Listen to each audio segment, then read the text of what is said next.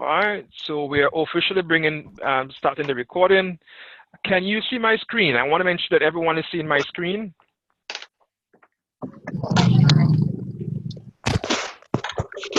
Yes, I can. Yes, okay, I can. Great. Excellent. Yolandi, So the screen that you're seeing right now is just outlining the program brief. It's just a short session here. Before I do that, I want to introduce the professors in the course. In the course space is Mr. Thomas Isaac, and his introductory remarks is actually in the course space, but he comes with us with a wealth of experience as a school administrator in a ministry in the whole curriculum design and development, and he has been a lecturer with the University of Southern Caribbean, primarily before the USC, UC then. So we do welcome them, and he's going to be presenting the lectures to us in a while. All right. We also have Dr. Ronnie Roberts, and he also has his introductory remarks in the course space, and you can spend some time reading that.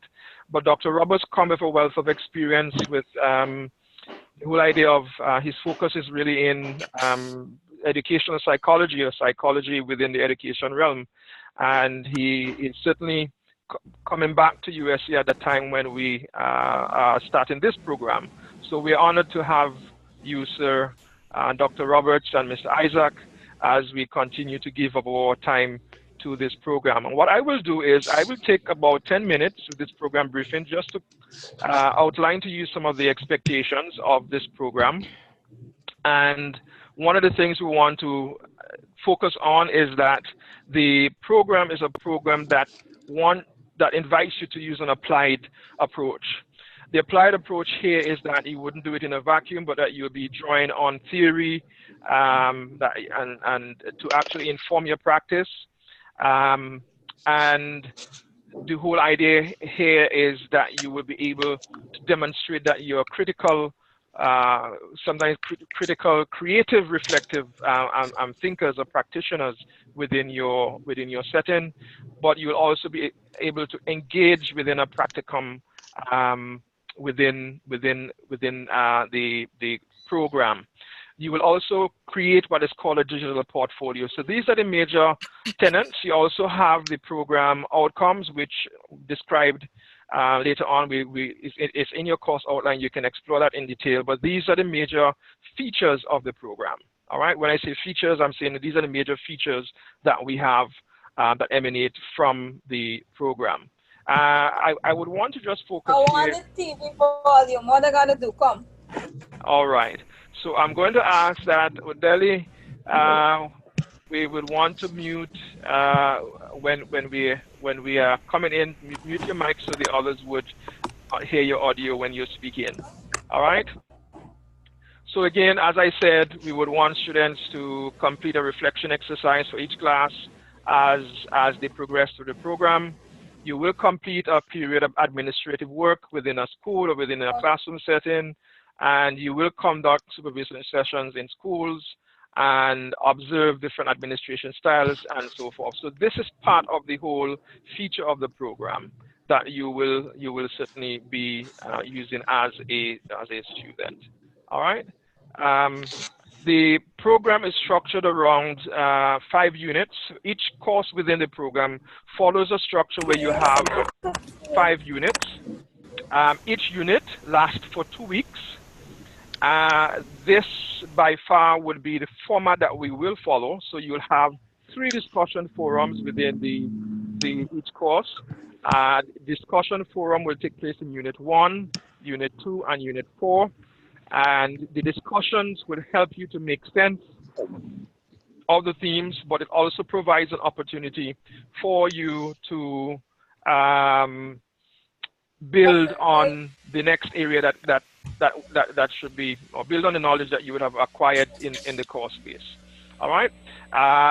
We notice here that we have some Unit 3, which will include essays, projects, presentations, tests, and so forth. That will constitute 30%, and your final project is actually 40%.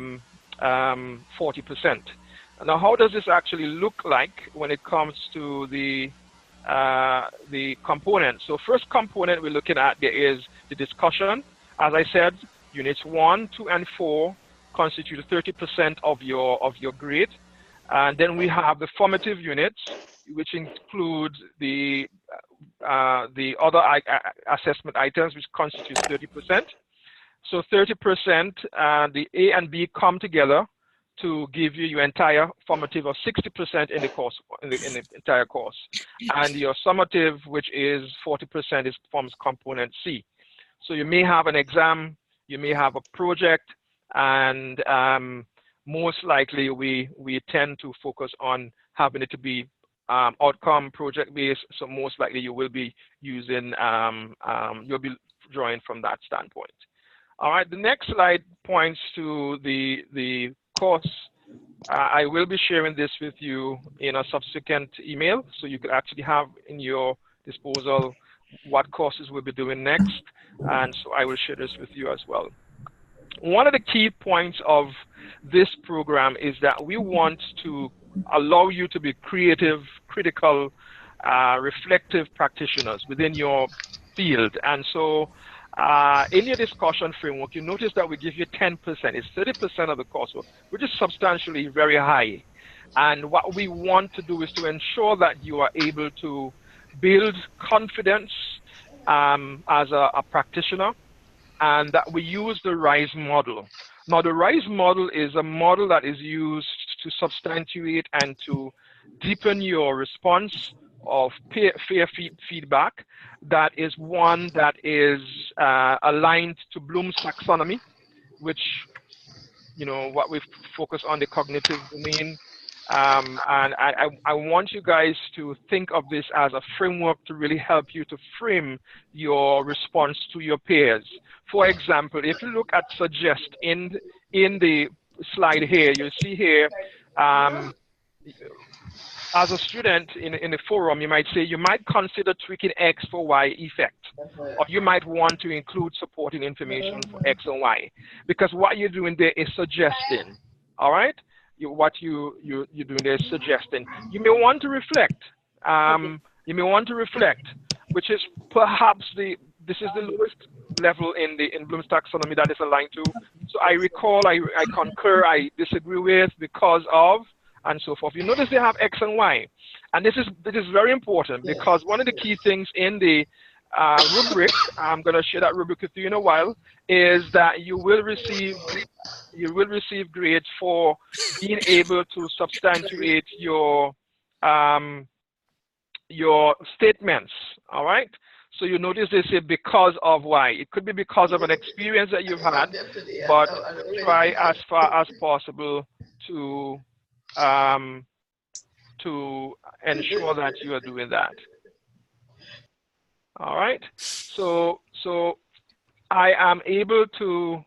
we are able to evaluate your discussion based on how you do it, and think of your peers as critical peers, critical friends. Be respectful, be collegial, but remember at the same time, do not post late, because your peers would need your initial feedback that they would be able to respond to or respond on. All right. I'm going to ask that you mute your mics so that we would not get feedback when someone is speaking. That way it makes it easier. All right. So let me just go back to the RISE model. So again, you post in a timely manner. We encourage you to post before. You have 2 weeks to post. The initial post is on the first Thursday before the first Thursday, and your second post is before the second Thursday, because each unit is 2 weeks. So you have the discussions that would span 2 weeks. It would be unfair to your peers to go back to respond to your previous unit work. So we encourage your peers, do not respond to your peers if you're late. All right, you move on. You would have lost grades for that. So In other words, if you're in Unit 2 and someone that was in Unit 1, we don't encourage students to go back because it's really unfair to them to be focusing on Unit 1 as well as Unit 2. We really want to focus on those time ranges. So if for some reason that you're unable to pose because of some extenuating circumstance, please try to reach out to us and we will see what we can do within our remit in trying to support you and try to meet from that standpoint. But most of the learning takes place within the discussion forums, and so this is where we'd really invite you to be as participatory as possible. You know, as they say, participate makes it great. All right.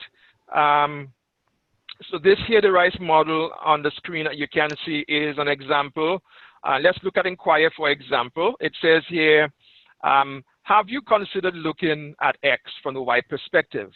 All right, or are you, when you said X, I am understanding that you mean this, because you're inquiring, you're seeking now to deepen the dialogic inquiry to a very meaningful way. Then we have the rubric. So the rubric, you have 10%. So for the 10% is aligned to the point system. So if, for example, your post is okay, it's factual, but you have not developed the concept, and you're now starting, your rate will be between 4.1 to 6. So my aim is that we want to have everyone being above 4.1. Obviously, we would want you to be within the excellent range, but I understand that this is the first time that you're doing this, and so we certainly want to support you and try as much as possible to not say I agree or I disagree. Someone mic is on and it's actually okay. Well, until okay, I took it off. All right. So try not to say I agree or I disagree and leave it as that. You need to really be using a strong tone that shows that you're informed, that you're building knowledge, that you're developing as an individual, that you're growing in terms of your understanding, and using your understanding to substantiate what you say. So you're substantiating your thinking, using resources. And when I say resources, you'll be exposed to a lot of theories. You'll be exposed to a lot of authors. Please draw on the authors using the APA. I'm not too sure, Dr. Roberts, is that what we're using, APA, for this course? Use that referencing format, because you will be evaluated based on how well you are able to substantiate using the referencing. All right. So if you have any questions, please feel free to ask as I go along. All right. Then we have the Center for Student Success. If you have a USC email address, you can use this portal. It's password protected, so you must use your USC credentials. We do have a writing center, and so the writing center is a booking service, and so it's actually in motion from the 14th of October, and you can also get support from the writing center even though you are at a distance. All right. And so we have this affordance for our online and distance students. So we want you to take advantage of it. We have some useful link, our calendar. I'll go quickly to it so I can show it to you, as well as the full program schedule. Both of those are actually within the, you can click on those and it will take you to it. I'll show them to you in a while. I'll copy this in the chat room so you can go to it as well. Obviously, you will be required. I've just posted the first one in the chat room. So this is the academic calendar I just posted, and I'm going now to post the sequence for the program. All right, so you see that there. So you have an idea of the full program, when the dates, the courses will be, and we invite you to always keep abreast of what is going on in terms of your progress in the course space. I will open now for questions and answers. If you do have the questions, if you have any questions, I'll take them now.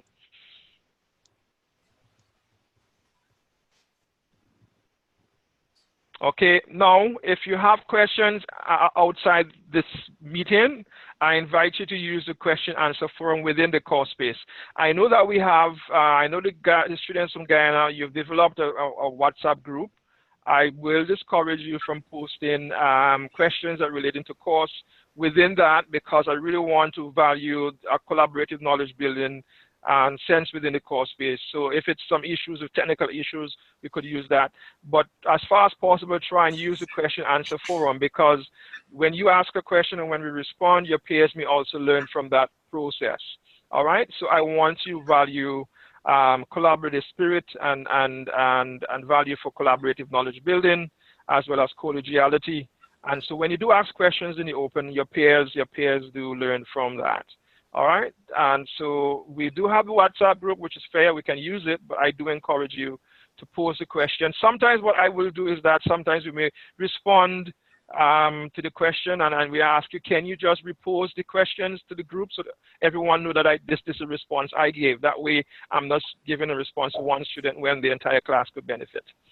All right, any questions? You can post it in the chat, or you can, if you would want, there you can actually raise your hand. There's a raise hand feature in Zoom that you can use, or you could just go ahead and take the mic and ask a question. There are 15 of us, and so it's really great to see all of you here in this course space. All right, okay, it's 5:26. I am going to turn over to Professor Thomas Isaac, who will now begin the lecture and tutorial. You should have the Unit 1. You should open your Unit 1 notes, because that's the format, and we'll be following that, and certainly we invite you to follow as well along with us. All right. So if there aren't any questions, I will invite you now. Let's just transition to the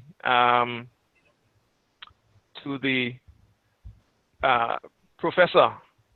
All right, Professor Thomas Isaacs. Well, let me say good afternoon to everyone, and let me thank the Dean, Dr. Hill, for that very comprehensive introduction.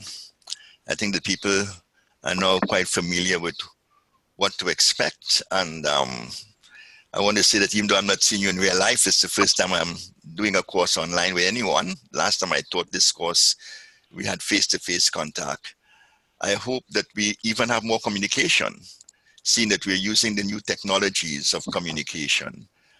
I'm working together with Dr. Hill and Dr. Roberts. I know Dr. Roberts is there, and I don't know if he wants to make some statement. If you would, Dr. Roberts, would you want to say anything?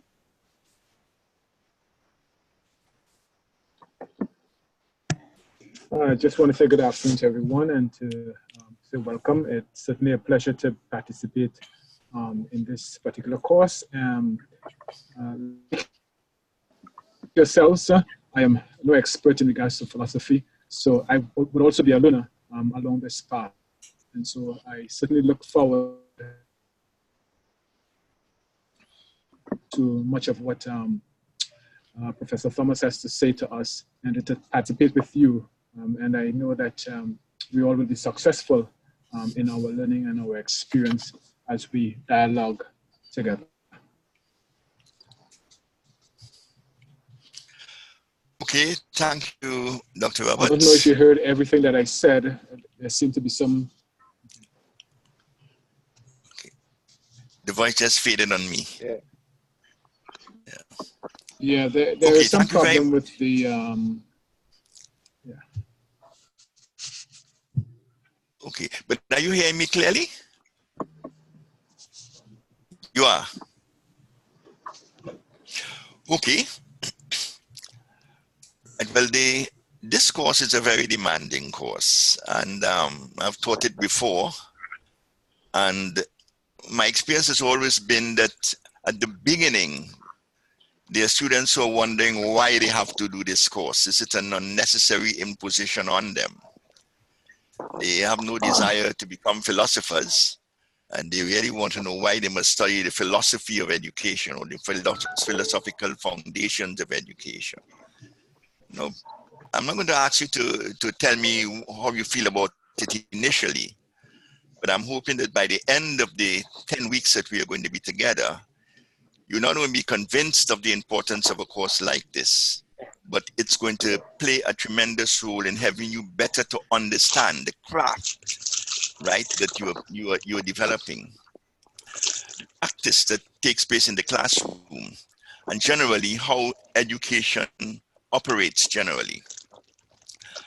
Now, philosophy is extremely important, and there are two reasons why I think a course like this is absolutely necessary in a course in education. The first is that almost everything, almost every discipline, every subject that you teach has come out of philosophy. If you notice the academic degrees that are given at the doctoral level, almost in any subject area that you are in, whether it is physics or whether it is the humanities, languages, literature, you get a doctorate in philosophy. Now, there's a sense in which that's generally traditionalist, but there's a deep historical reason for that, and that is that almost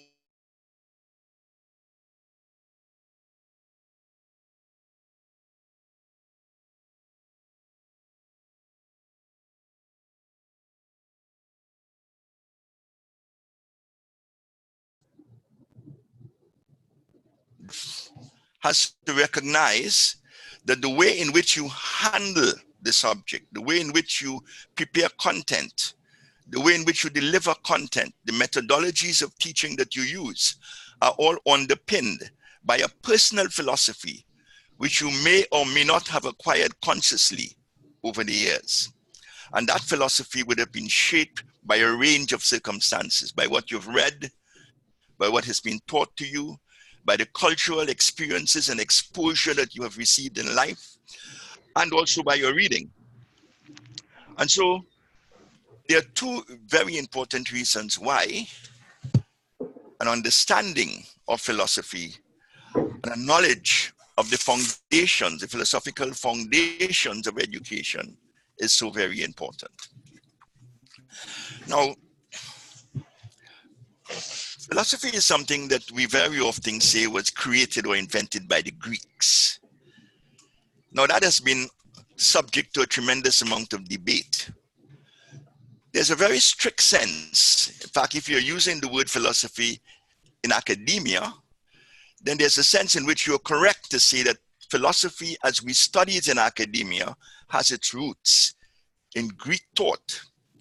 The Greeks virtually invented this discipline in the 4th and 5th centuries BC.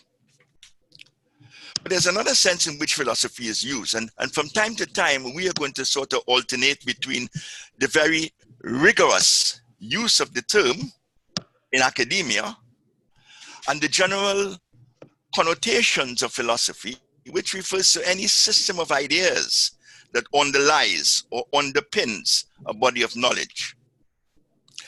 And so there's a sense in which there is no culture or civilization, and certainly civilizations that have achieved literacy. There's hardly any, if any at all, that would not have had a philosophy, in which people would not have thought philosophically, in which they would not have engaged in a philosophical reflection of themselves, or of the world in which they live, or of the community and culture within which they live. And so from time to time, you're going to find that we are going to use the word a little bit more loosely. And in that sense, every one of the great civilizations of the world have had their philosophies. But what is different with the Greeks is that the Greeks were able to delink philosophy from massive traditionalist religious systems, and they were able to begin to think purely in rationalistic terms, or in terms in which they were sought to verify what they were saying based on their own experience. And you're going to find that from time to time, we are going to be using the word rational and empirical, because empirical is the kind of knowledge that we gain through experience. And we are going to be using those terms as we talk about philosophy and as we talk about the educational enterprise. And so people have always, in all civilizations and in all cultures, questioned the nature of reality, sought to know what kind of world they're living, what substance underlies the range of things that they see in the world, the range of experiences that they have, what underlies it. Man has always reflected on his cosmos, on his universe, on his world. He has always reflected on his place in that world. He has always reflected on his relationships with others. And in almost all societies, whether they are monotheistic or polytheistic, they have always reflected on the powers that are beyond, the transcendent powers, the gods or God that they believe in. And this essentially is what philosophy is all about. It's a reflection on the world. It's a reflection on life. It is a reflection on human experience. It is a reflection on human community. Now, philosophy is very often referred to as the love of wisdom. If you examine the etymology of the word, it comes from two Greek words, one meaning knowledge or wisdom, right? And the other meaning love. So the love of wisdom is a term that is very often used to define the activity of philosophy. In all of the civilizations, as I said, in China, in India, in Africa, in Palestine, people have reflected philosophically. But the reason why we do not choose to call those reflections philosophical is that because they have been underpinned by religious beliefs, by traditional religious beliefs. And fundamental to almost all religions is the notion that knowledge is revealed to us. God reveals knowledge. Knowledge is obtained through revelation. Now, philosophy doesn't question that necessarily, but what it does is that it seeks to acquire knowledge through the use of reason on the one hand, and through the avenue of experience on the other hand. And the Greeks were the first people to begin that kind of philosophical reflection. One of the reasons I think why they were able to do it is because they were very critical of their own religions. And within Greek society, 4 or 5 centuries before Christ, the priesthood did not have the kind of power that they had, say, in ancient Egypt, or in India, or in Mesopotamia. Those of us who would have studied Greek mythology would immediately recognize that there's a kind of shallowness about Greek mythology, that there's something virtually absurd about Greek mythology, and therefore, very early, the Greeks lost belief in their priesthood. They lost belief in their theologies and decided that they were going to pursue knowledge for its own sake. And they were going to use the instruments available to the human mind to derive knowledge. They asked the right questions. They continued asking the questions that everyone asked, but they now began to use different methodologies to arrive at the answer. Interestingly enough, it was by the 6th century that Greek philosophy was said to have been born. And it was born in the Asiatic part of Greece. You know, there's mainland Greece in Europe, but Greek civilization stretched to Asia Minor, what is now today Turkey. And it was in an island just off Turkey in Miletus that the first Greek philosophers appeared. And so Greek philosophy developed along rational lines, first of all, engaging in a reflection on things as they are, on the universe as it is, and secondly, reflecting on man and his place in the universe, his role in it, and his relationship with his fellow human beings. Now, before we deal with the Greeks, and that is what's going to constitute the last part of this first presentation, I think we need to discuss essentially what constitutes philosophy. What is philosophy all about? Most people will say that there are 3 major areas of philosophy. The first is what is called ontology. O-N-T-O-L-O-G-Y. I think you have that in your notes also. Ontology, or sometimes it's referred to as metaphysics. That was a word invented by Aristotle, but it refers to basically the same thing, that is, which is beyond physics. Ontology has to do with the nature of reality. What constitutes reality? Why is there something in the world rather than nothing?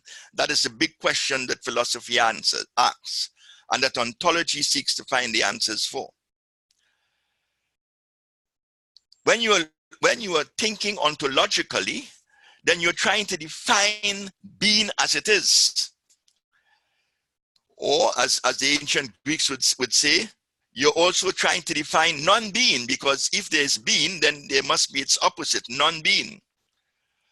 Very often when you think of being, you think of a plenum that is basically static. But there's also the issue of becoming, so that some things are always in the state of change and alteration. So ontology deals with those issues, the nature of being, the question of non-being, and the process of becoming that seems to characterize being wherever you discover it. And then there's another very important area, and that area has grown in importance over the years. In fact, very much of contemporary philosophy concentrates almost exclusively on epistemology. Epistemology is concerned with knowledge, from the Greek word episteme, which means knowledge. And the area of episteme or epistemology is an area in which the question is asked, how do I know reality? How can I be assured that when I look at the world before me, when I perceive the reality before me, and when I undergo experiences, that reality that I perceive is a true reflection of things as they are? Now, we know how subjectivity, human experience, human personality, the limitations of knowledge and experience and so on can very often determine what we do, who we are, how we think. And therefore, it seems as if all human knowledge is to some extent contaminated by subjectivity. And subjectivity has to do with what is within us, what comes out of us, what defines us as human beings. So if all our areas of knowledge are plagued by subjectivity, then clearly when we are talking about knowing reality, we have to try to ensure that the measures, the mechanisms, the instruments with which we investigate that reality have some measure of reliability. And so a lot of philosophy really concerns itself with epistemology. The third area is the area of axiology. And that area of axiology has to do with values. And normally, when we talk about values, we talk about something that is essentially a human construct. It exists within the human mind. If you're taking a theological position, then you see values as created by God, but in any case, created by God, but transmitted to human beings through culture, through theology, through religion, transmitted to the human mind. Later on, we are going to talk about David Hume, but David Hume made a very significant statement, and it's very often referred to as Hume's fork, where he established a radical separation or division between what he called fact on the one hand and value on the other. And that fact-value dichotomy is something that characterizes almost all of human thought and all of human culture. There are facts in the real world, and those facts refer to entities that we perceive and that we interact with in the real world, on the one hand, or those facts may refer to experiences that we have. No matter how subjective they are, once we experience them, they are real experiences, and they can be referred to as factual experiences. But values are not like that. You can't discover goodness if you search for it with a microscope, or if you look for it with your eyes, or you try to feel it with your senses, listen to it and hear it. But you know goodness when you experience it. You see the Good Samaritan walking by the side of the road, tending to a wayfarer who has been hurt and harmed by passers-by, and you know that his act is a good act. But it is nothing itself in what he has done that is suggestive of goodness. In fact, the very same actions could have been performed by him if he had intentions of robbing the individual who was lying there. And so, notions of goodness, notions of beauty are considered to be value notions and belong to the realm of axiology. And one of the things that philosophical reflection must do is that it must be able to distinguish between what is value and what is fact. And so, the area of ontology, the areas of ontology, epistemology, and axiology are the three primary areas of philosophical reflection. And therefore, in this course that we're doing, what we are going to be examining are the ways in which education concerns itself with these three issues. Now, the thing about education is that education inescapably has its foundations in philosophy. Because when we are teaching, we are transmitting knowledge. And that knowledge, we believe, is a reliable knowledge. It tells us about the nature of reality, about the kind of world that we're living. It describes the kind of world that we're living. And so, the praxis of education is a praxis that is deeply rooted in the nature of ontology. In addition to this, we're dealing with knowledge. Knowledge is transmitted. And given the disciplines that we are involved in, the nature of that knowledge differs. A scientist in a laboratory who is examining molecules and who is examining valence and so on within a chemistry lab is dealing with an area of knowledge that is separate and distinct from the classroom in which the plays of Shakespeare are taught. There's the area of aesthetics. There's the area of ethics. Ethics and aesthetics, these two areas of knowledge. One concerned with goodness and truth and rightness and justice. The other concerned with beauty and ugliness and the pleasant and the unpleasant.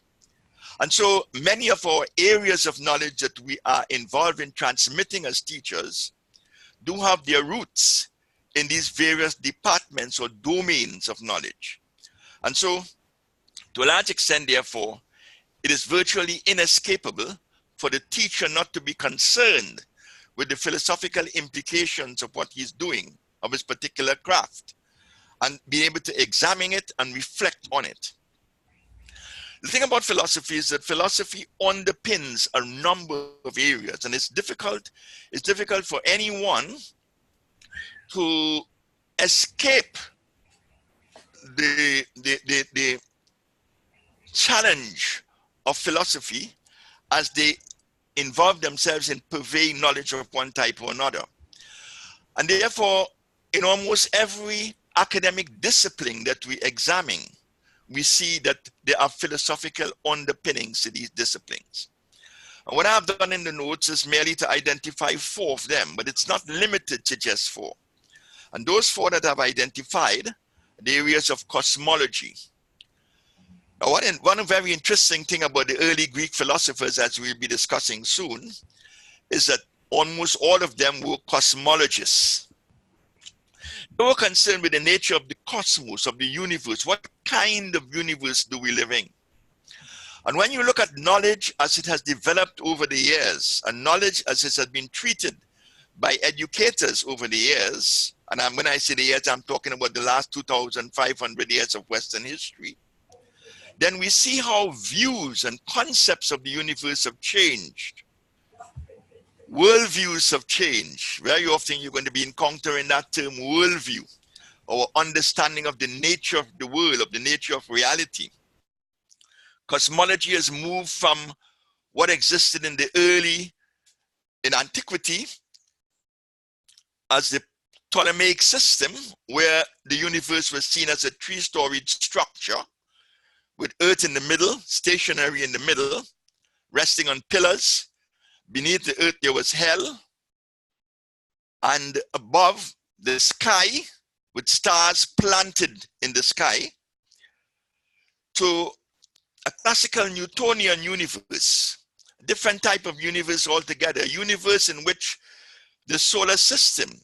Not only was it a Newtonian universe, but in fact, before Newton, there was Copernicus, a Copernican universe in which the sun now seemed to be at the center of the universe, and the planets around the sun circulating, the planets around the sun were circumventing the sun, and beyond the planets were the fixed stars. Now our modern physics has given us a very much vaster picture of the universe. So underpinning almost all areas of knowledge, there is an implied cosmology that takes for granted the dominant worldview of the period. And therefore, whatever we're doing, whatever we are teaching, somewhere at the background, there's the understanding that we live in a much vaster universe even than the Copernican universe or the classical Newtonian universe. Right? We live in a universe in which the physics is explained by people like Albert Einstein and Niels Bohr. A universe in which we can see what they claim to be the virtual edges of the universe, right, through the telescopes that we have invented. And it is now a universe that is comprised of a number of galaxies. For a very long time, we thought there was only one galaxy, the Milky Way galaxy. Now we know that there are millions of galaxies spread throughout the universe. So the general worldview, the cosmologies have been changing over the years. And somewhere in the background of whatever area of knowledge we find ourselves in, there are these cosmological implications. And then there's anthropology, our understanding of man and of the nature of man. The sciences of human nature provide us with that understanding of the nature of man. And again, especially in the humanities, we always take into account to assume that man is of a certain type. Notions of man, again, have been changing over the years. And we have been moving very much from a dualistic concept of man, which we inherited from the ancient Greeks. And when we look at Greek philosophy, we'll see where the origins are. A dualistic concept of man in which man is body and soul, but there is no necessary relationship between body and soul. It is just happenstance that body is occupied by soul, to a far more monistic concept today, where most psychologists would argue that man is a unity. And that even though consciousness and thought are not necessarily material in themselves, they have a material base in the mind, in the brain, or the whole system of the whole neuronic system that characterizes the human brain, the human mind. So and then we have theology, right? Theology has all been weaned with us. In fact, there's a sense in which philosophy came out of theology. And there's a lot of philosophy, there's a lot of theology that essentially is engaged in serious philosophical speculation. And so our belief systems, very often, theology deals with the transcendent, with the realm of the transcendent. And we've always had a range of theologies in Western history, in human history, not just monotheism, but deism and polytheism and atheism and agnosticism and pantheism. All of these theologies have existed, right? And they also inform our thinking. They provide us with the value system with which we evaluate our experiences, our world, and our reality. And they also provide us with value systems whereby we live. So these are attendant sciences that you would find, and disciplines that you would find always crisscrossing with philosophical thought. Philosophy always deals with issues like this. The nature of reality and the world in which we live, the cosmologies, the nature of man, right? It certainly cannot escape theology, because there's a sense in which theology and philosophy are really blood brothers. They deal with the same issues. They are concerned with the same things. It is just that ultimately theology recognizes the limitations of mind and seeks again its knowledge and understanding of things from a transcendent source. And then when you're talking about philosophy, especially in the 20th century, you're not just talking about content, because all of these things deal with content, but you're also talking about methodology. There's a way in which philosophy behaves, if you wish, right? Besides the study of philosophy as a body of knowledge, there is philosophical methodology. And methodology deals with the techniques, the strategies, right? The perspectives that we bring to bear on how we analyze data, on how we describe the reality in which we live. Much of philosophical methodology has to do with the nature of logic. And logic, as you know, is related to mathematics. And so, very important area of philosophy would be the area of logic. We're not going to spend too much time dealing with logic, but when we are dealing with the early Greeks, perhaps in the next session, we're going to be talking about Aristotle's invention of logic and the fact that many of the things he says in traditional logic still continues to hold. So that the whole question of methodology is very central to the philosophical enterprise. I want to stop there for the time being and perhaps invite some responses to what I've said. So I don't know if anybody would like to, at this time, intervene, make a comment, ask a question, and so on.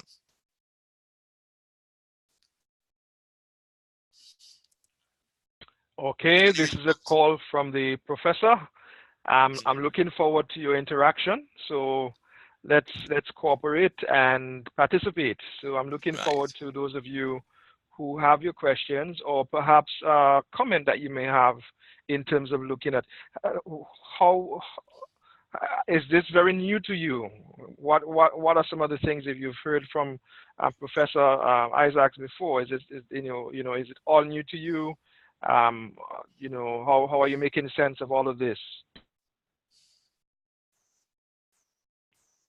Yes, for me, it's quite new. The information is quite new to me. So at the moment, I'm just listening and trying to conceptualize what is being taught so that I'll be able to use it Right. for the betterment of And my students. that was Lakoya Critchlow. Yes. Yes.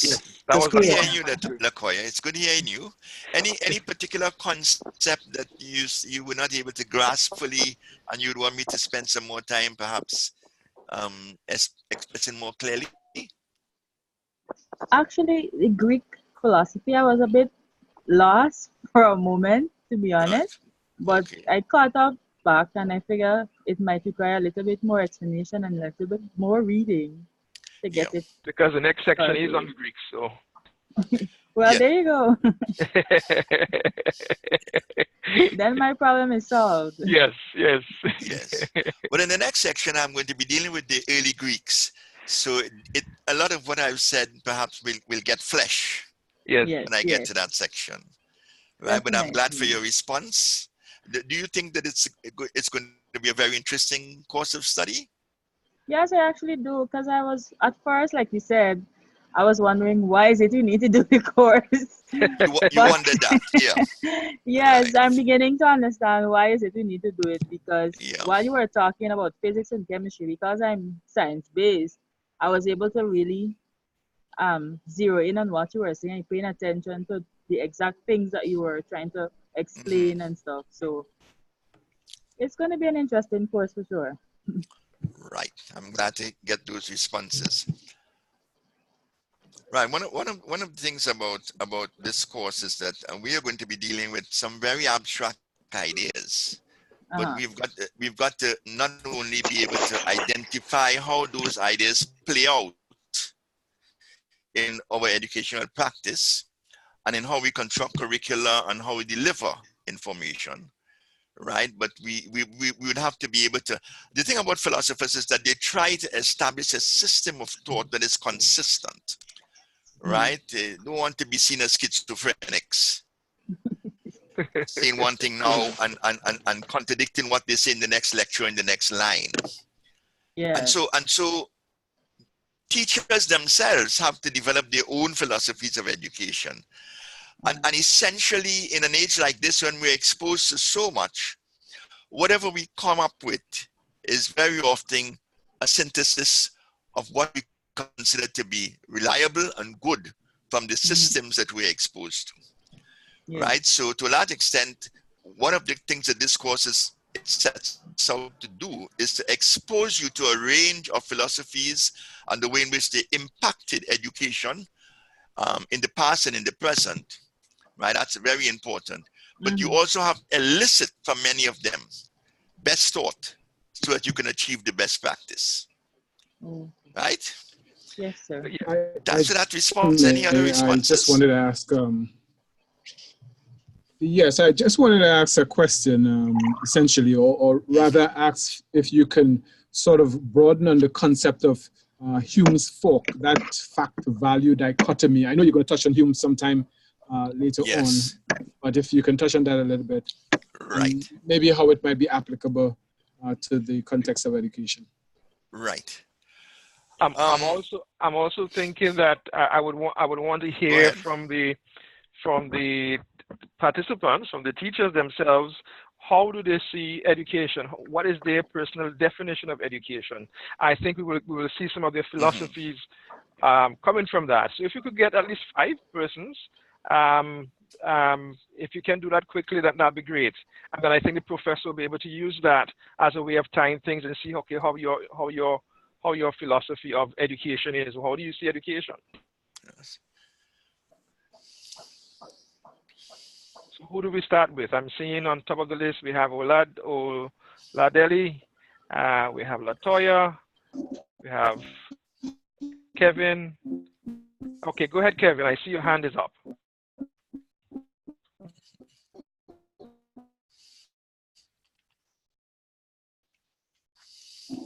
Okay, Kevin.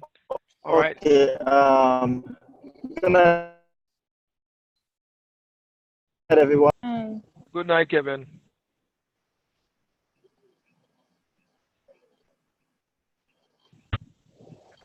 The thing and learning process by information is disseminated and received, right? Okay. Yes, good night. So that you say information is disseminated and received. So that's your definition. In this context of it and so and I see.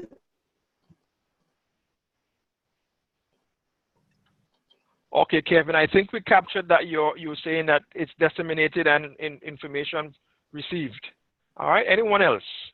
Because of time, we want to just proceed quickly. I think we're having some connection issues from Kevin. You can put it in the chat as well. You can also type the definition in the chat room. That'd be great. Those of you who don't want to use the mic or who have connection bandwidth issues, you could always use the chat. All right. So Kevin is saying that his definition of education is the dissemination and then the information is received on one end. So you've seen a clear idea of information processing from him. Anyone else? Anyone else? Lakoya, how do you define education? Yes, good night. Go ahead.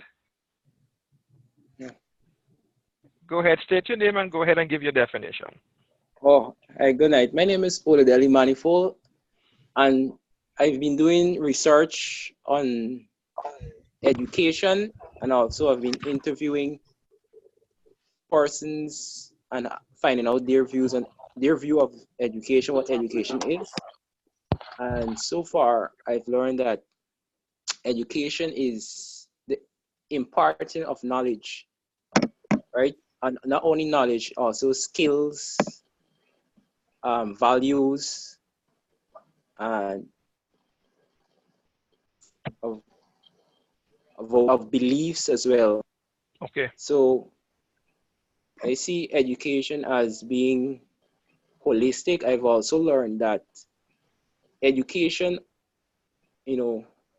is related to teaching, and that teaching, helps to mold, what education is for different persons. For example, to one person, education may be seen as being guided.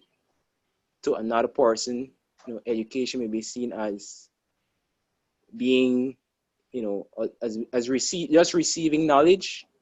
So, and it comes back to, from my research, philosophy, based on a person's view of life, they will have a different understanding of what education is.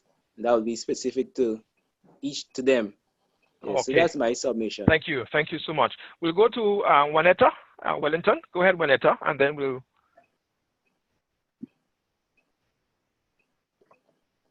Juanetta, your hand was up. Go ahead.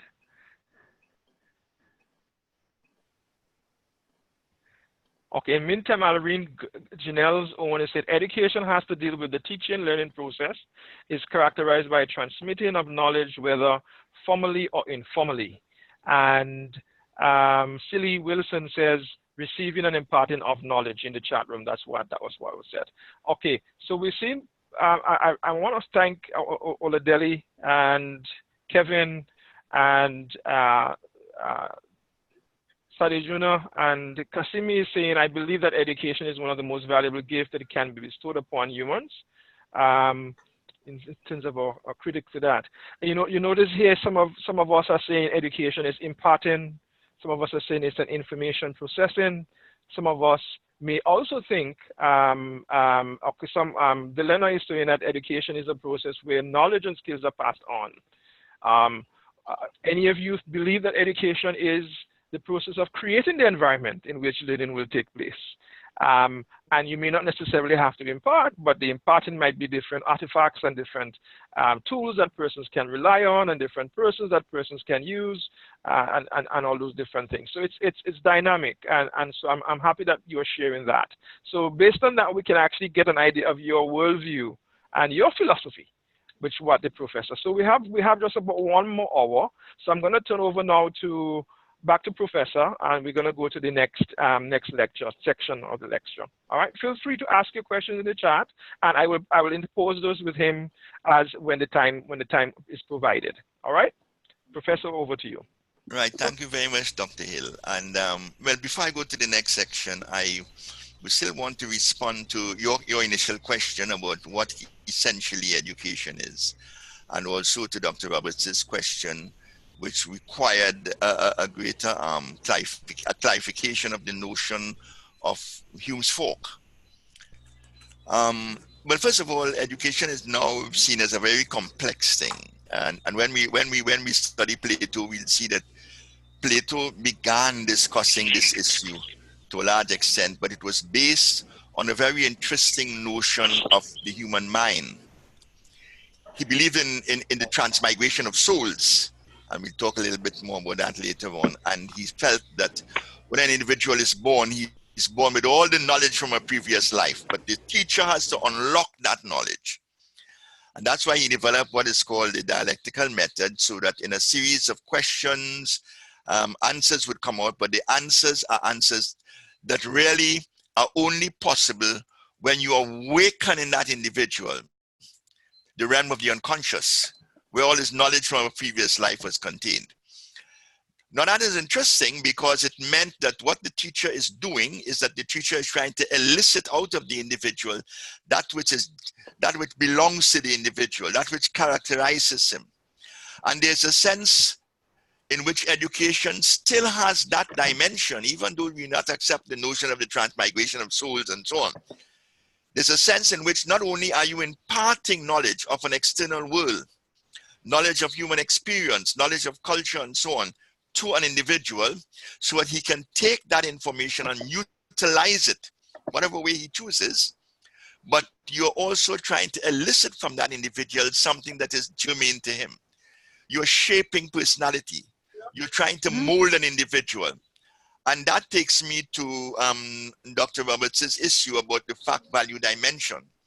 Because in all educational activity, there are these two dimensions. We not only transmit knowledge and information to people, and knowledge about the world and about the self and so on, but we are also shaping personalities and characters. And that's where the value dimension comes in. Because values are transmitted by teachers in whatever they do.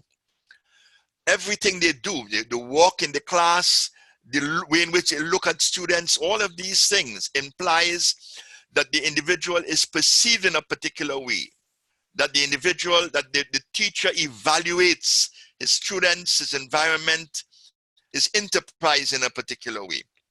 And that is why sometimes you tend to go to love a teacher, or you may even go to despise a teacher, not because of the lack of information that is transmitted or the quality of information that is transmitted, but because of the values that come through as he conducts his task, and as you are affected and impinged upon, right, by that. So values, what Hume pointed out was that there is a fundamental difference between is and ought. Ought has to do with values.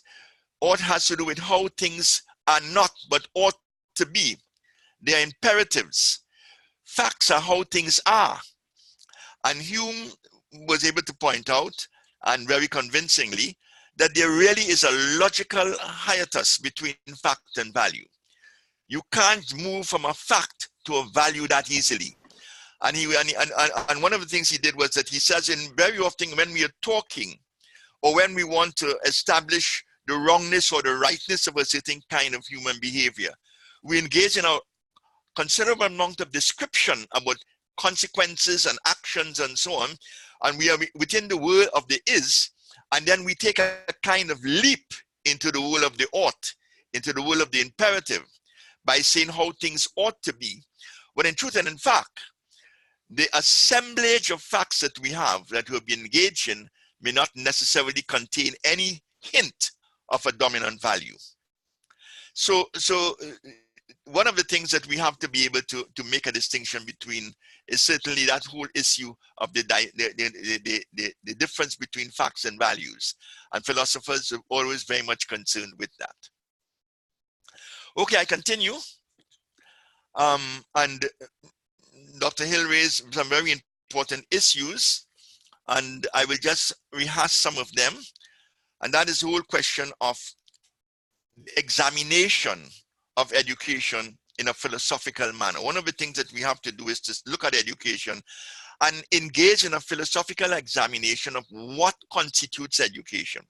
And that is what I think he was eliciting from many of you when he asked you to say what you think education is all about, right? To a large extent, when we're talking about education, we have to make a distinction between a number of activities that very often seem to be similar, but are not necessarily the same.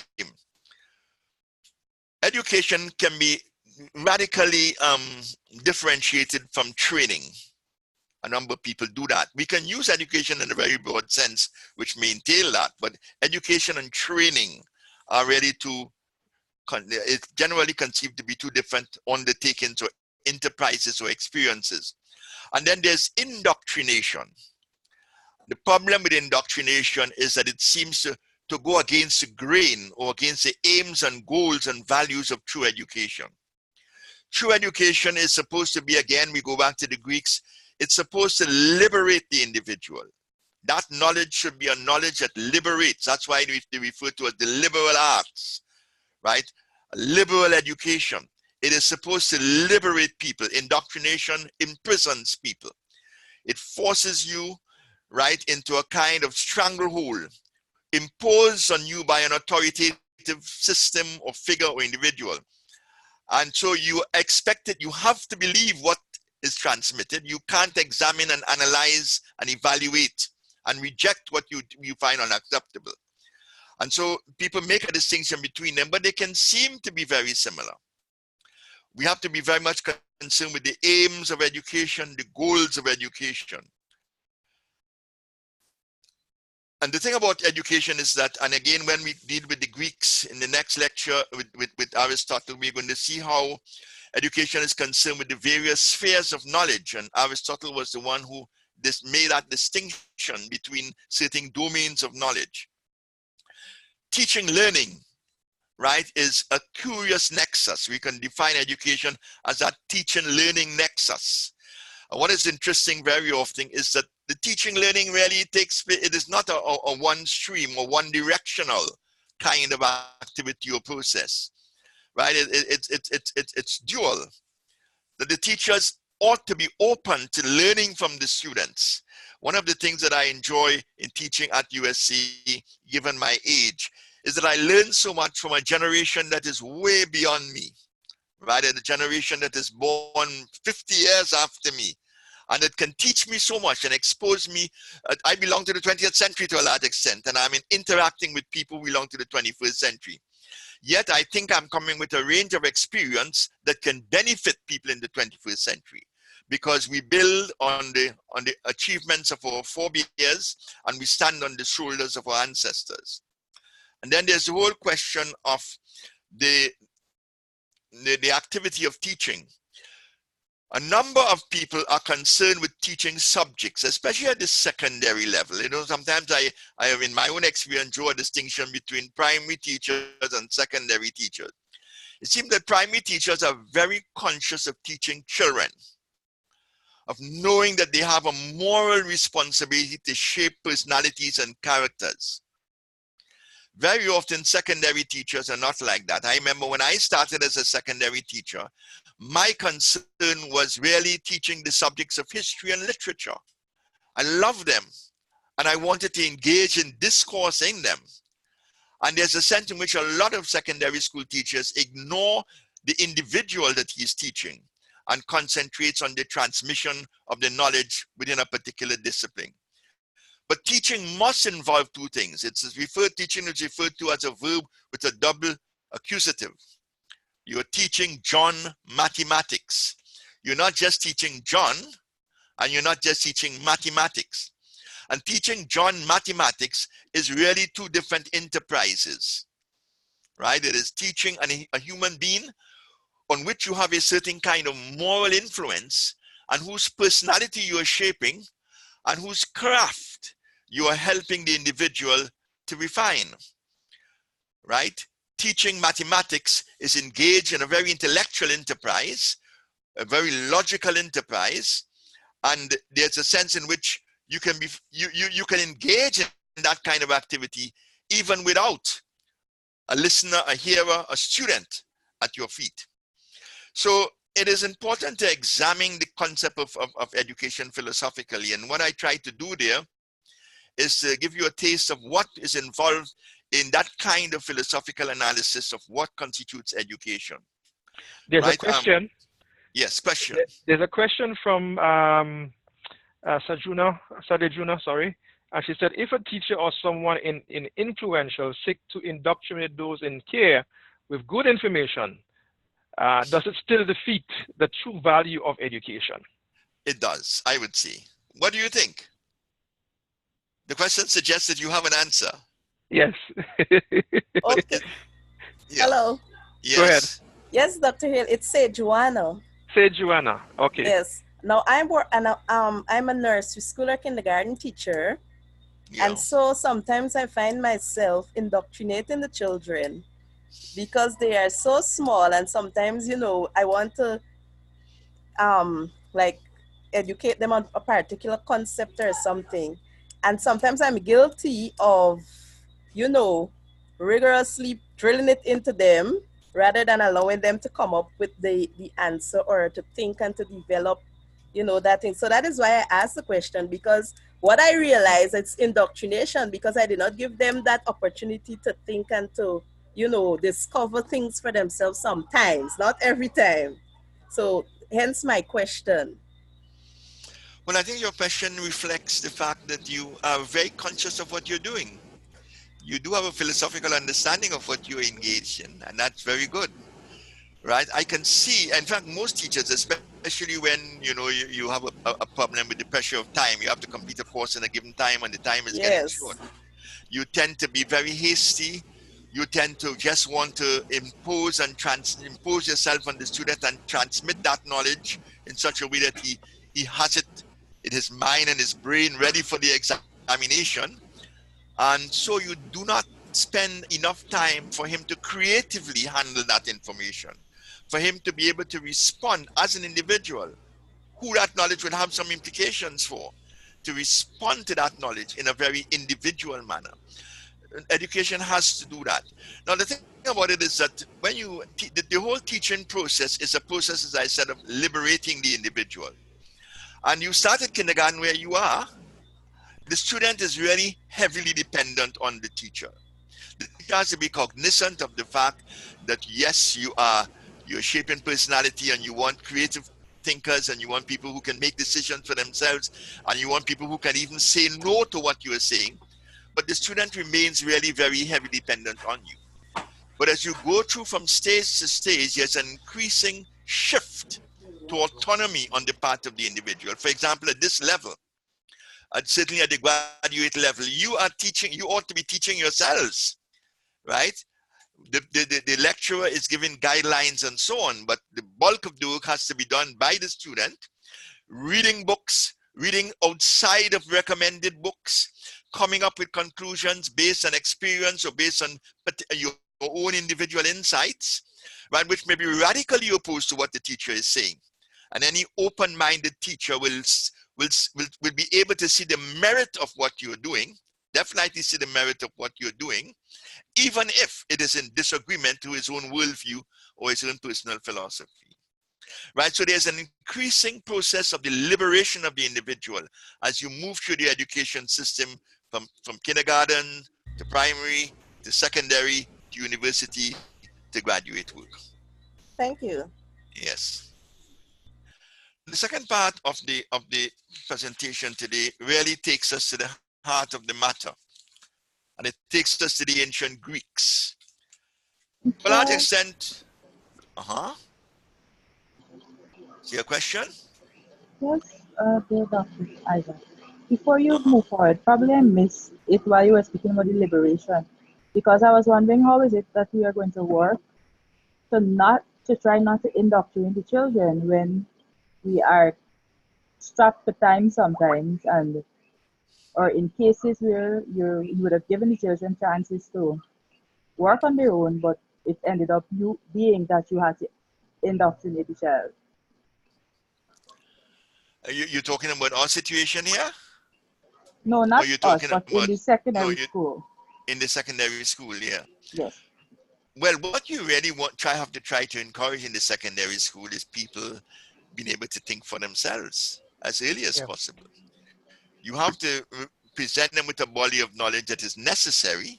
It's all part of the syllabus. It's a syllabus that they're working on, and they have an examination at the end of that course of study to write. And without that knowledge, you will not be able to answer the questions. But on the other hand, you still have to cultivate autonomy, independence of thought. You still have to listen to with appreciation and understanding to the most the most bizarre questions that the student will raise, the concerns of the student, right? And very often in that interaction with student, with teacher and student, you will see the range, almost all the different ranges of human perceptions, right? And understandings and so on. And you'll have to appreciate that in a world of diversity, these differences must be taken into account. Right? Two people can see the same body of information and respond to it radically differently. Agreed. You know, like I was talking to some guys over the weekend, and I was telling them that when Columbus came to the West Indies, he did discover the West Indies. He discovered it for Europeans. That's a fact. It was the first time a European had come, seen native Indians, and went back to Europe and was able to report it.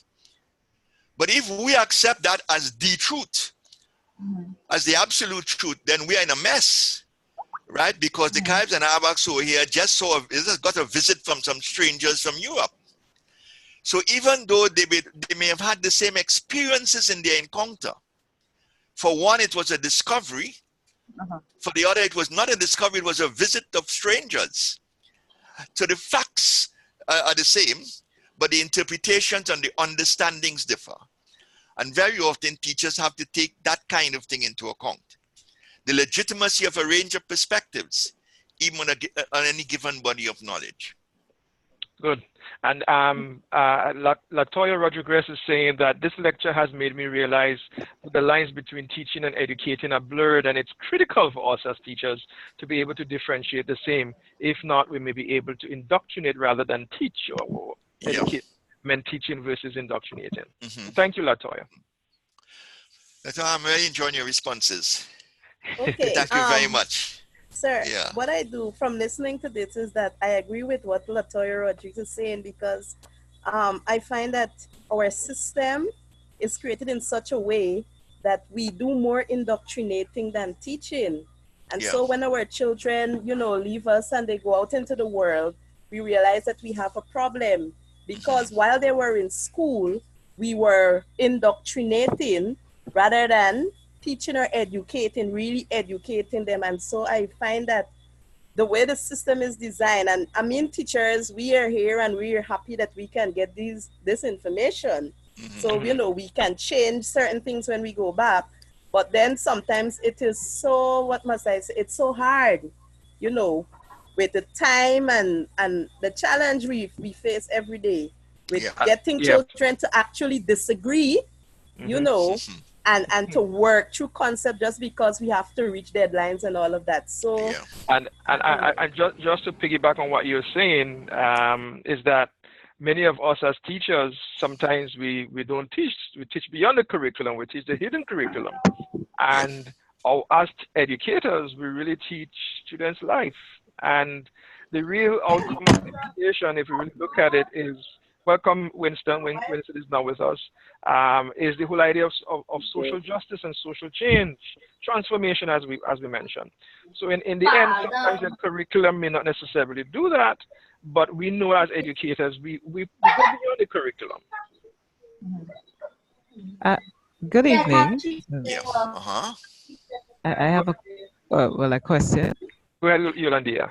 Yes, I'm wondering if there is room in the definition of education for where you allow a student who, well, you facilitate a process where a student grows in a particular interest in like formal education, the usual formal or regular education, where you allow that student who has, you know, those unique, that particular interest to really continue to develop in that interest instead of everybody doing math, everybody doing English, everybody doing the sciences or something. Is there room for specialized development in a definition? Well, I would say that that is one of the challenges in curriculum structuring. Now, there are some fundamental domains of knowledge that I think any educated person should be exposed to. And I think that the secondary level, that is taken into account. Say you must do an English subject and a foreign language and a science subject and a subject in the humanities and so on. It's to give people a breadth of knowledge, because education is not just about career preparation. A lot of people reduce it to career preparation. Therefore, they want to know, well, why should I do this or why should I do that? But education is provided so that the nuclear scientist can attend church and enjoy himself. Can go to an opera, right? Or a show by our major singers and appreciate what he's hearing and respond to what he's hearing. Right? Education is to make us participate in life more fully in the totality of our culture. And so the specialization has to be taken into account. Certainly it has to do with career preparation and training and so on, or particular interests. But there's also the broad area of education that is necessary for us to be able to live full human lives. Right? And so that what happens in the secondary school is that you get that broad exposure, and by the time you get to university, the narrowing down begins. I think in the American university tradition, they still try to maintain that breadth at the undergraduate level. In the traditional British system, where the British are changing now, they begin the specialization quite early from sixth form, 3 subjects, and then you narrow and narrow until you become a specialist in just one area, right? The complexity of life and of the world and of culture and civilization now is such that it requires that we have that broad base. Right? And in fact, at the higher levels, secondary school and university, an individual should recognize what his real interests are, because you have a responsibility for personal education. That's right. And therefore, you will have to take on yourself the challenge to prepare yourself and train yourself in the particular skills and knowledges and so on that are necessary for you to gain that personal satisfaction that you want. The school may not be able to take all of that into account. Although schools, well, the thing about a university is that a university subjects you to a number of courses, but there are so many other areas of university life that people can be exposed to and ought to expose themselves to get that breadth. I don't know if I've answered your question. Very well. Probably not, but Yes, I've tried yes, sir. to. Thank you. Okay. Yes. Total development, I hear. Yes, yes. Thank you, sir. All right. Well, I'm continuing, and I will end with the pre-Socratics. Now, as I said, the Greeks were the first people to begin to reflect seriously on the world in which they lived and the lives that they were living, and the the society that they had created, and no longer to depend on, you know, the systems and the traditions and so on that they are inherited from the past. They really seem to have been, the early Greek thinkers seem to have been living in a new world, like Adam in the garden, now beginning to see things for the first time and examining them and naming them. And as I said, one of the reasons is because of the weakness of Greek religion. The fact that their mythologies, as they became a more sophisticated people. See, the Greeks were traders, and therefore they were in touch with the two major centers of civilization available to them in the Mediterranean region, Mesopotamia on the one hand and Egypt on the other. And so they could see differences between people. They understood what cultural difference was. They understood what religious differences were. And they were more critical of their own mythologies because they were hearing, as they traveled between Egypt and Mesopotamia, they were hearing all kinds of things that were different people with their different religious views and traditions and so on. So they were able to develop a critical mind, look at their own religion, to a large extent reject it philosophically or intellectually, even though they continued to pay lip service to it in terms of ritual and so on. And they began to seek answers to the major questions that perplexed them. And one of the first thinkers that really was able to establish a name for himself was a man called Thales. And Thales said that everything comes out of water. The first response to that statement could be, how ridiculous could someone be? Everything comes out of water. But you know, it's very interesting that he wasn't too far from the truth. Modern physicists tell us today that almost all of the material universe is hydrogen. And we know that hydrogen is two molecules of hydrogen, water is two molecules of hydrogen and one molecule of oxygen. That essentially he said that everything is made out of water because he felt that at the basis of reality, of that, what we would call that ontological reality, there must be a single explanation for things. There must be a single substance. Now, if you reflect seriously on life, you'd realize that, you know, we face a world of tremendous diversity. But it seems as if that diversity is underpinned by a fundamental unity. Look at the process of eating, for example. When you eat, you take a mango and you eat a mango, or you eat some meat. These are very different things. But when that goes into your body, it becomes flesh and blood. So it's very clear that a mango which is not flesh and blood may have the same basis ontologically as your own flesh and blood. When you look at life in the whole, it's tremendous.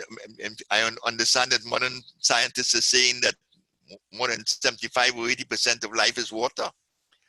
Water seems to be present in everything.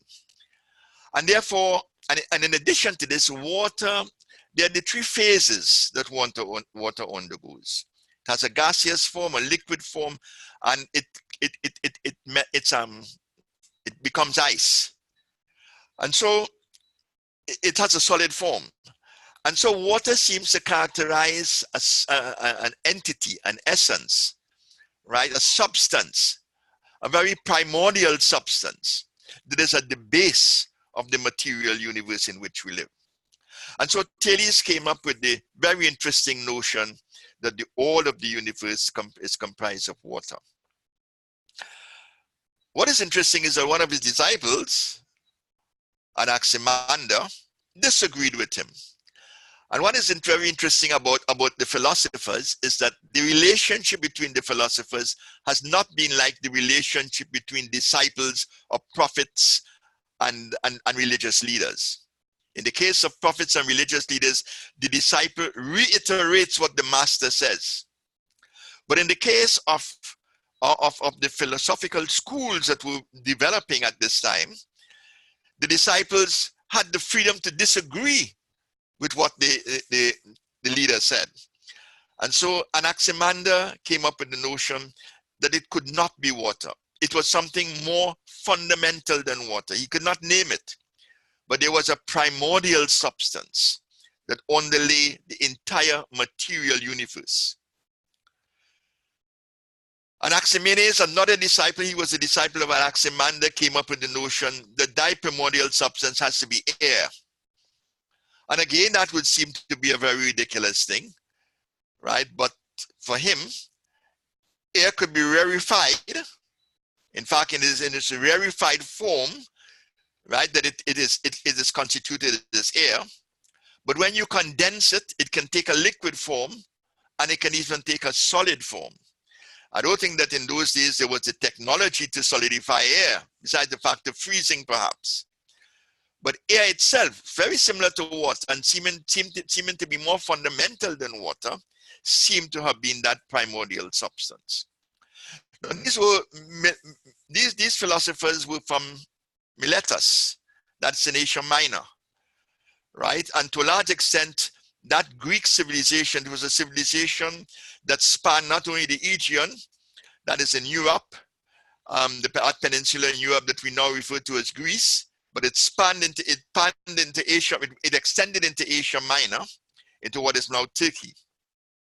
And it was only later when the Persians invaded and so on and controlled very much of the Asiatic territories that the Greek civilization now became almost self-sufficient and independent of Asia Minor.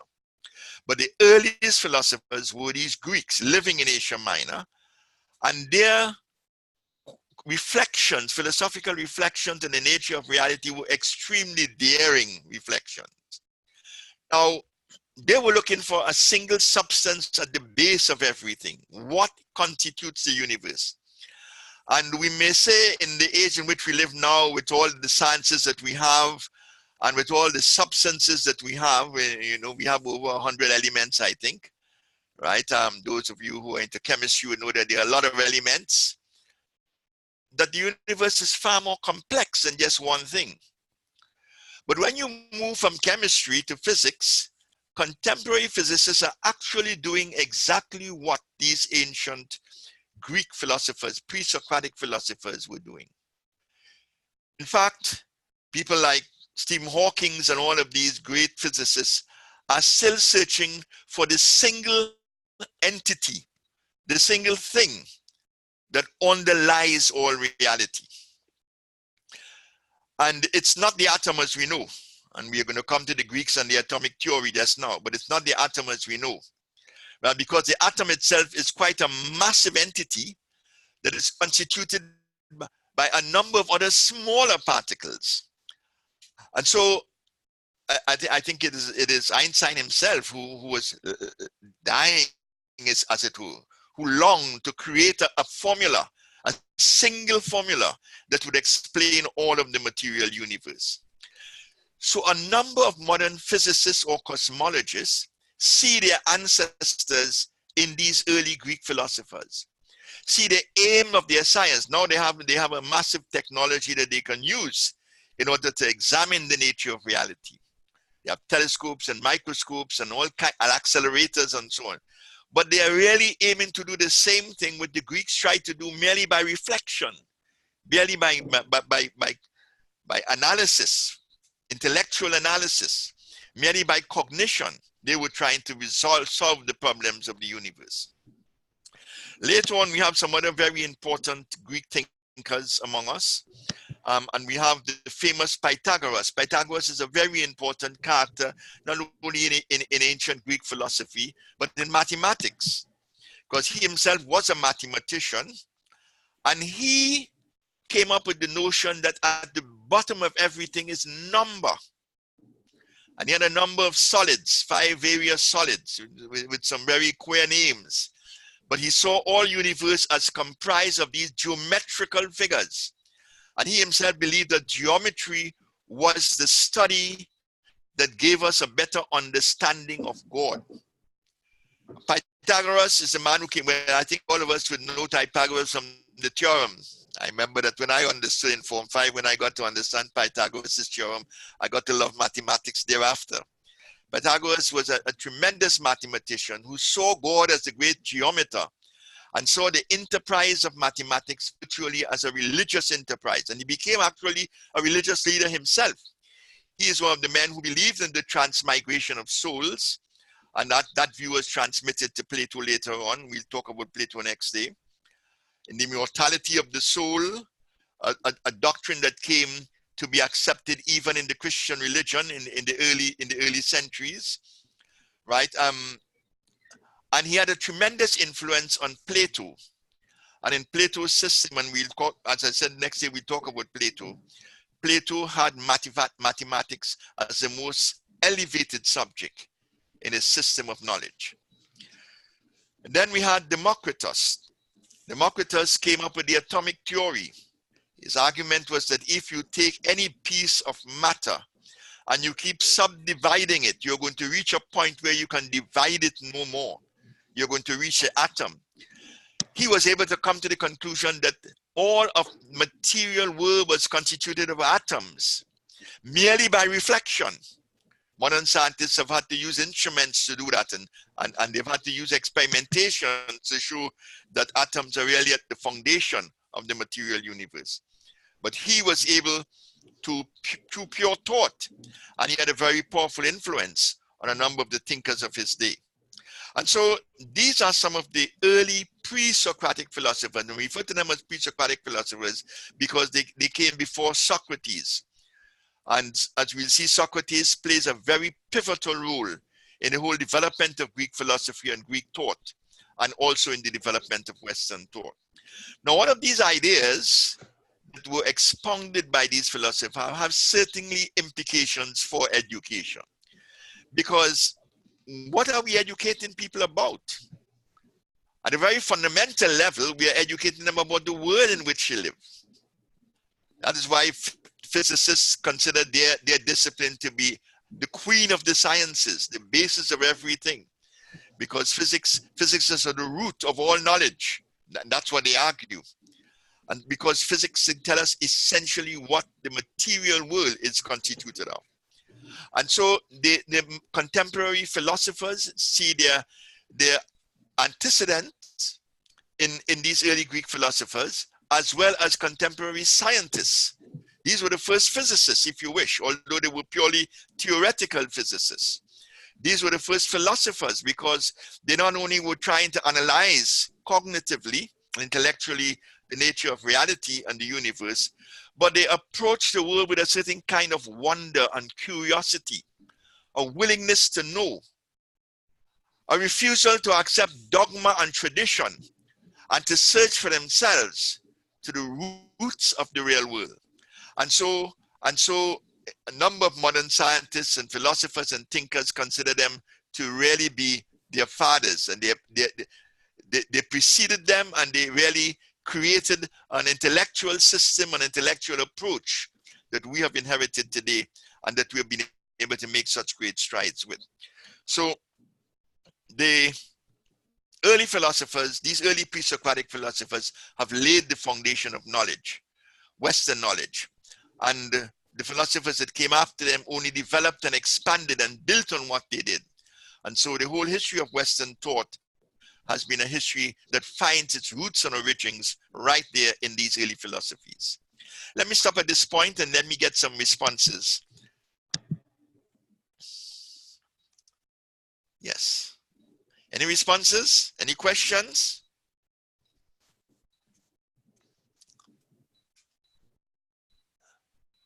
No questions?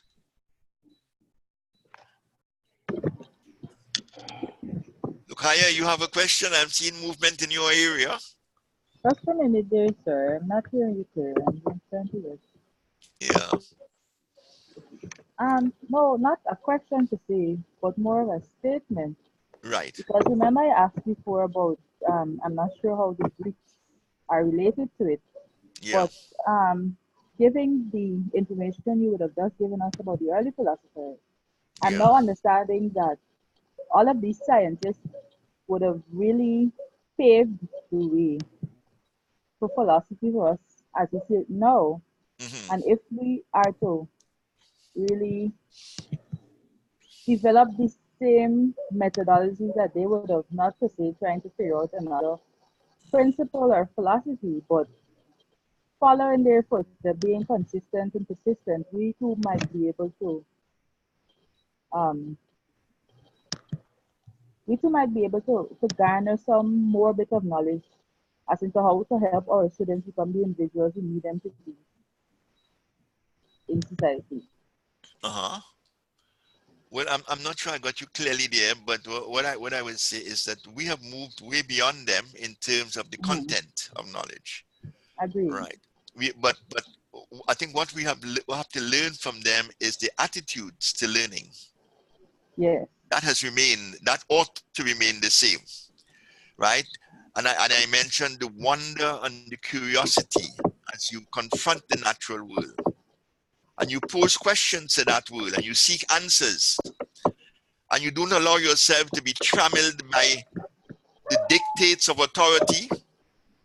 It may be political or parental or social authority or even religious authority.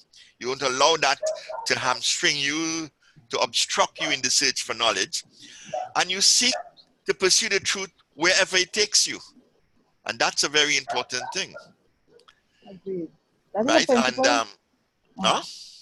I was saying that is a principle I try to teach my students, not for them to be rebellious to say, but for them to just go beyond and not be held back by most times it's parents or even teachers, because some of the students that come to me, it's oftentimes you have to bring them to a point, from a point of dependence to a point of self-reliance, and I often find it hard to do, but I try. Right. So I hope I would learn more skills in which I could use to help them to become functional individuals in society. Yeah. Beautiful. Nadia Cambridge says, in trying to understand what is philosophy, as I listen to you, Professor, it is safe to say that philosophy derived from man's desire to discover who we are as human beings, where we are going, and what our purpose. Definitely. Thank you, Nadia, for that comment. Yes. So we could continue because the time is swiftly. Well, one of the things I would want to point out is that the fundamental underlying focus of our course, in a way, is to point to the values of a Christian education. Right? Nothing that I've said so far is necessarily related to a Christian education. It seems to fit a very secular mold. We are pursuing knowledge wherever it takes us. We want to discover the nature of reality and so on. But, and we will come to religious education later on when we deal with the medievals. But the point I want to make is that we have to depend on reason and experience in order to acquire our knowledge of the world. And that is what we are going to be instructing our students with. We have to use this God-given light that God has given us, rationality. The Bible says, come, let's reason together, said the Lord. We have to use that, and we have to depend on our own experiences and not the experiences of others or sensory equipment.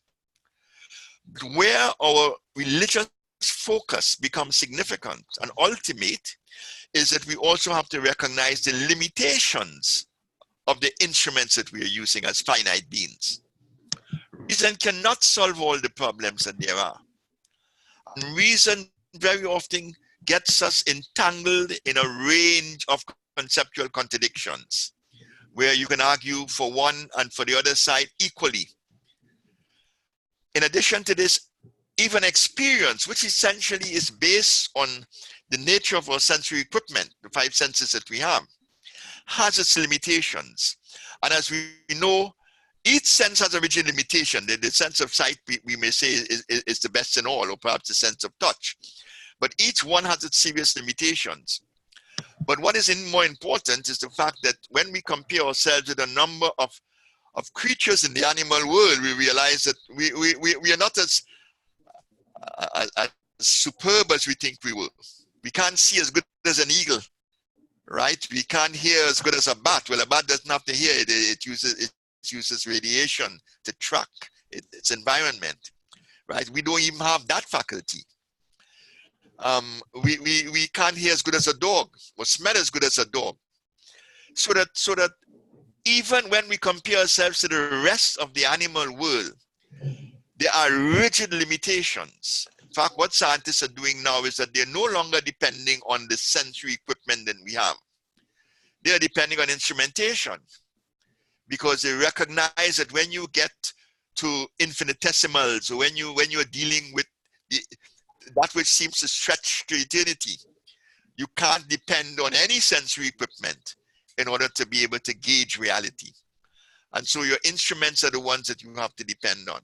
So it is there that you have to do what Kierkegaard calls take the leap of faith, and recognize that in a world in which God exists, and in which God has created human beings with which he can communicate and deal, he transmits to us through revelation a body of knowledge that is not attainable either by rational means or by empirical means. And so ultimately we have to see that the role of our theological beliefs, right, in this whole enterprise of education, and in a way look at the range of philosophies that confront us, and ultimately pass them before the judgment seat of revealed knowledge. And I don't know if anybody would want to respond to that.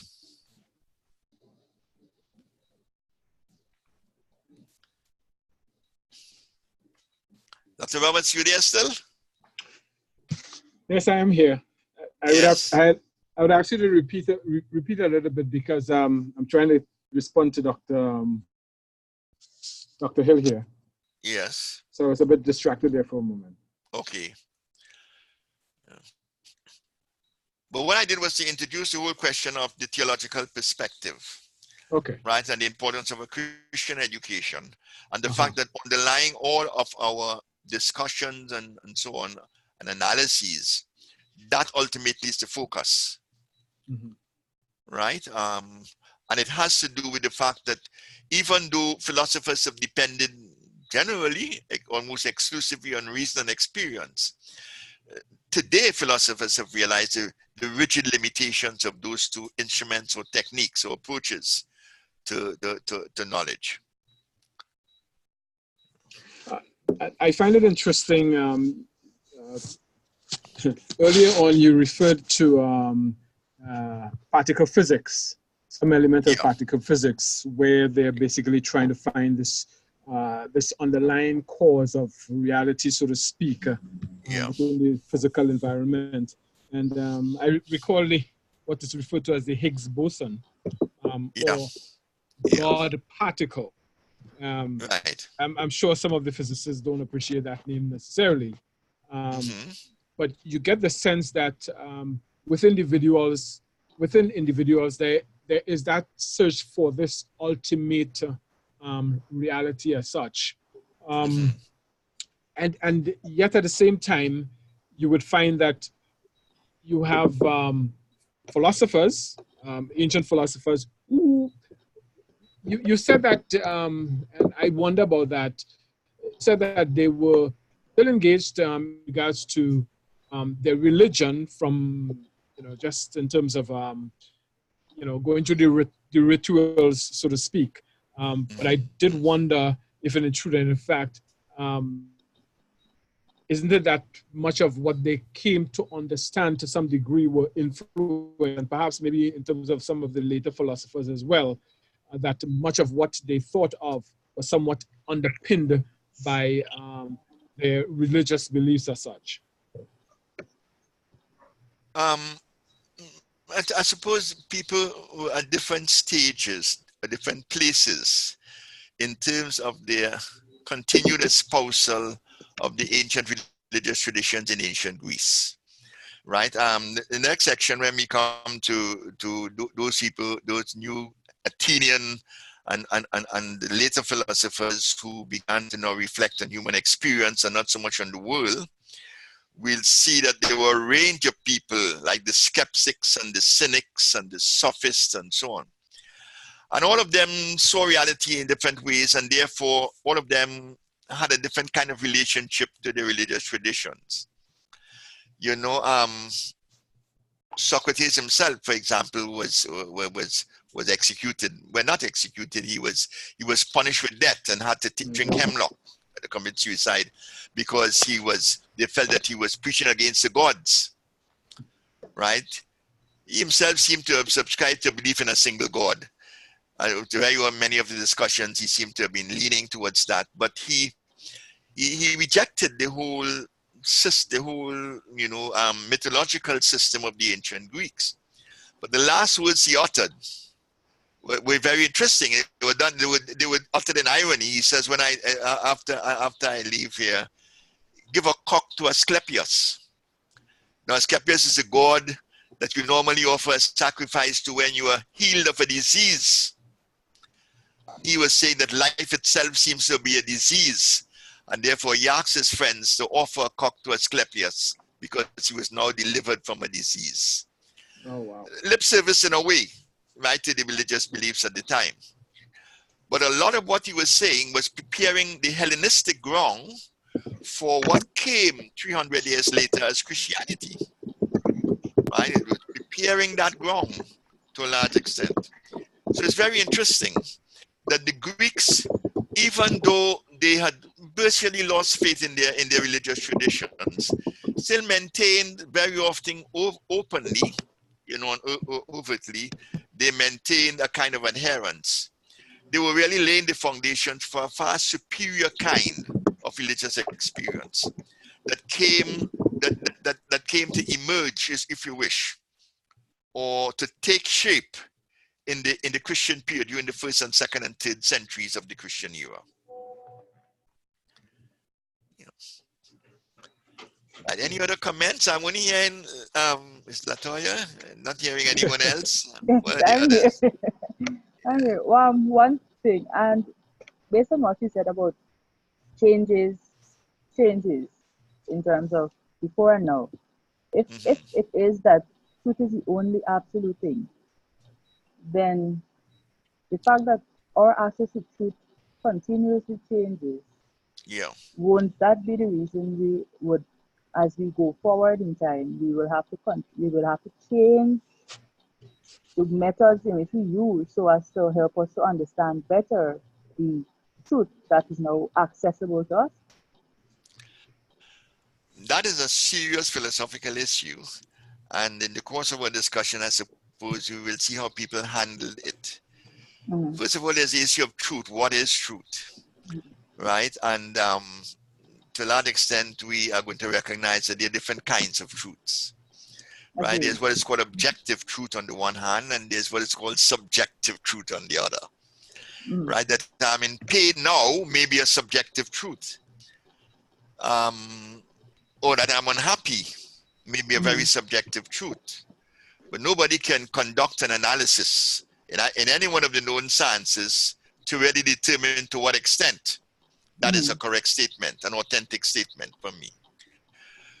But that there is a computer standing before me is an objective truth. Right? I am seeing the computer, I can touch it and feel it. Right? I can manipulate its software and so on. And that is an objective truth.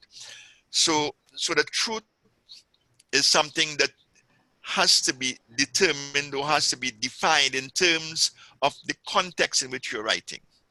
And then there's the other dimension of absolute truth. Is there such a thing as absolute truth? Again, from a religious perspective, we believe that there is such a thing as absolute truth. But can my mind embrace or comprehend absolute truth? And we know that we have limitations. And none of us can really gain an understanding and a comprehension and a grasping of absolute truth in itself. That is reserved to God alone. So truth, that as we understand it, is always partial. partial understanding.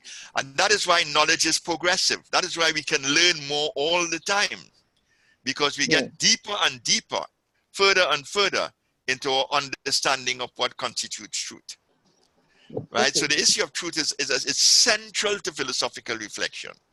And as we continue in the various sessions that we are going to be having, very often we are going to have to return to that issue as we talk about objectivity versus subjectivity and induction versus deduction and so on. I'll try to contain my curiosity a bit more until that session. Thank you, sir. Okay. All right, I see we're about 7 o'clock now, and I will want to turn you back over to the Dean, Dr. Hill.